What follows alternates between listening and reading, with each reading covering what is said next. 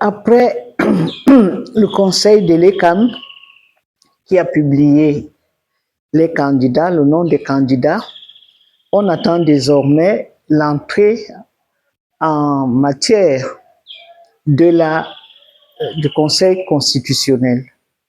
Et là-dessus, il y a quelques affaires à mettre au point. Nous sommes à une phase importante de notre histoire politique. Une phase importante en ce sens que nous avons appris dans l'histoire la naissance d'un empire, son essor, son déclin et puis sa chute. En ce qui concerne le renouveau, nous sommes maintenant dans la phase de déclin avant la chute. Il ne faut pas avoir peur des mots.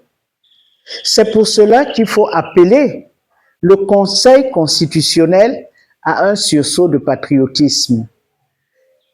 Que le Conseil constitutionnel ne se laisse plus manipuler par le pouvoir politique qui donne le là, mais qui s'attache à dire le droit, à dire le droit de manière impartiale. Nous savons que le pouvoir politique aura son mot à dire. On connaît le Cameroun, on connaît les usages, parce que souvent, c'est le pouvoir politique qui commence à donner des alertes du genre « il y aura chaos, il y aura ceci, il y aura violence, il faut faire attention » et même commencer à traquer les journalistes, les chroniqueurs, pour que tout le monde parle de la même voix dans le sens de ce que veut faire le pouvoir. Alors, gare aux manipulations du pouvoir et gare au Conseil constitutionnel s'il ne s'attache pas à dire rigoureusement le droit et à le faire appliquer et de rester sourd à tous les appels qui viendront du gouvernement, de l'Élysée, de l'Élysée et des tout-dits pour que on puisse éliminer ou confirmer l'élimination d'un tel ou d'un tel. Il faut être dans la ligne d'une république qui se respecte, d'une démocratie qui se respecte et qu'on n'accepte plus de cadenasser la démocratie parce qu'il faut absolument laisser la place à un seul individu, fût-il le président de la République. C'est ce que tout le peuple camerounais attend, c'est ce que le peuple camerounais souhaite, qu'on dise enfin et définitivement le droit. Cette élection présidentielle est une élection importante.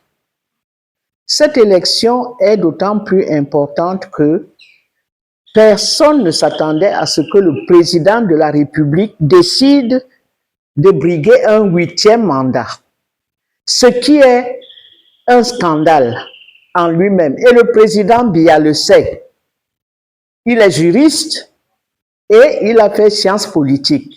C'est scandaleux ce qu'il nous impose. Il est en train d'infliger au peuple camerounais un mandat de trop. C'est pour cela aussi qu'il y a eu beaucoup de candidats où les gens se sont jetés à l'eau en se disant on assiste à une fin de règne et peut-être que cette fin de règne va ouvrir des portes. Voilà la raison pour laquelle il y a eu cette pléthore de candidatures qu'on n'avait jamais eues avant. La fin de règne indique aussi que, quoi qu'il arrive, il y a une horloge biologique et on ne peut pas y échapper. Et cette horloge biologique commence à indiquer que c'est la fin. Les caméras le montrent. Le président est affaibli et on entend beaucoup de choses des réseaux sociaux qui indiquent que ce n'est pas la fin qui est proche, mais il est difficile de faire un retour en arrière. On va de l'avant, dit-on. Et si on va de l'avant, ça indique aussi que on va vers cette fin de règne qui est inéluctable et qu'on ne peut pas arrêter. Nous souhaitons, tout le monde souhaite que cette élection se passe bien. Et pour que cette élection se passe bien, il faut que le Conseil constitutionnel aussi y mette du sien, qui dise stop. La manipulation n'est pas bonne. Nous avons besoin de règles rigoureuses pour qu'enfin cette démocratie qui a été cadenassée dès le début puisse enfin s'exprimer et s'exprimer largement et en toute liberté, parce que c'est comme ça aussi qu'on montre l'exemple aux générations qui vont venir et qu'on va entrer dans l'histoire quand on va dire que le Conseil constitutionnel a dit le droit et a refusé les manipulations pour que, enfin, cette démocratie pour laquelle les Camerounais se sont battus, particulièrement les UPCistes, pendant 30 ans, que cette démocratie puisse enfin donner au peuple camerounais des raisons d'espérer pour l'avenir, pour les générations futures. Et on ne peut pas ne pas se mettre ensemble, et les acteurs politiques, et le Conseil constitutionnel, et le peuple camerounais qui attend de ces réunions où ils vont confirmer ou infirmer ce qui a été décidé par le Conseil d'Elekam.